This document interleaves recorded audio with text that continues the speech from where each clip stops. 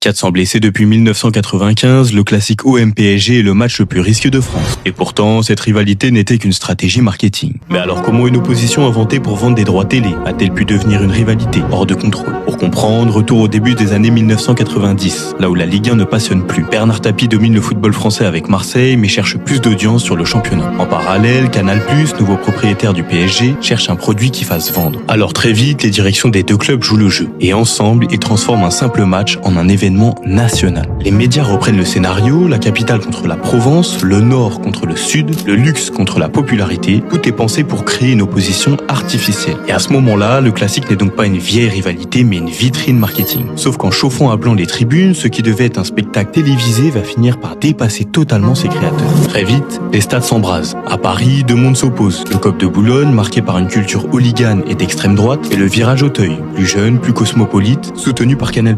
Cette fracture interne explose sous l'effet de la rivalité avec Marseille, les matchs deviennent des champs de bataille et parfois, le pire arrive. En octobre 2000, un jeune supporter marseillais de 18 ans est paralysé à vie par un siège lancé depuis le Parc des Princes. 10 ans plus tard, le 28 février 2010, les deux virages parisiens s'affrontent entre eux avant un PSG-OM. La situation est maintenant hors de contrôle, mais le PSG essaie de reprendre la main avec le plan Leproux. Dissolution des groupes, abonnements supprimés, virage vide, officiellement pour mettre fin à la violence, mais en réalité, ce chaos n'avait même pas été créé par les ultras eux-mêmes. Il venait d'un choix politique et financier, celui de transformer un simple match en produit marketing. Une rivalité inventée de toutes pièces qui, en chauffant les tribunes, a fini par leur exploser au visage. Mais alors peut-on vraiment blâmer les supporters à tous les coups? Dis-moi ce que t'en penses en commentaire et n'hésite pas à t'abonner pour plus de contenu sportif.